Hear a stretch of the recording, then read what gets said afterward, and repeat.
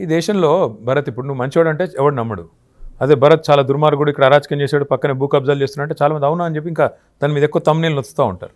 ఈ దేశం యొక్క స్వభావం అది, మనం ఏం చేద్దాం దానికి. అట్లే రెండవది మీరు అన్నారు కదా ఇందాక, మరి రేవంత్ రెడ్డి గారు ఆయన క్యారెక్టరు మాట్లాడాలంటే నేను కూడా చాలా మాట్లాడవచ్చు, కానీ ఆ నికృష్ట రాజకీయాలు నాకు ఇష్టం లేదు.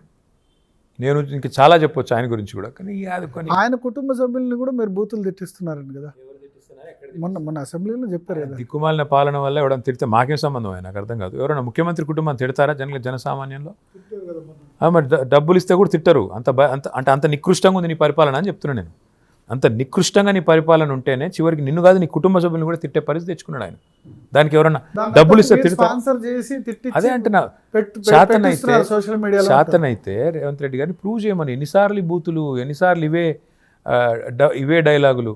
అల్టిమేట్గా 16 నెలల తర్వాత కూడా పరిపాలన చేతగాక మొహం బాలేక అద్దం బగలు కొట్టుకున్నట్టు రేవంత్ రెడ్డి గారు వాళ్ళు ఇంకా కూడా మా మీద నిందలు మోపి తప్పించుకుంటానంటే ఇజంట్ ఈ failed administrator.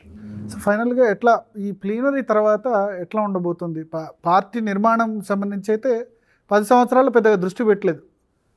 Membership will start in మే, తర్వాత ఆగస్ట్ సెప్టెంబర్ లోపల కమిటీల నిర్మాణం పూర్తవుతుంది.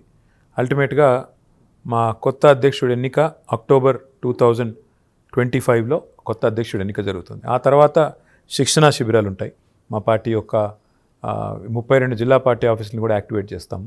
మధ్యలో ఒకవేళ ఈ ప్రభుత్వం కనుక సాహసం చేసి లోకల్ బాడీ ఎలక్షన్లు పెడితే ఎదుర్కొంటాము. దాంతోపాటు ఉప ఎన్నికలు కూడా 10 వస్తాయని చెప్పి మేము అనుకుంటున్నాం.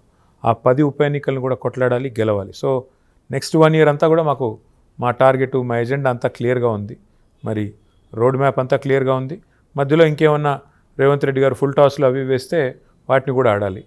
ఎందుకంటే IPL సీజన్ కదా, అది కూడా చూసుకోవాలి.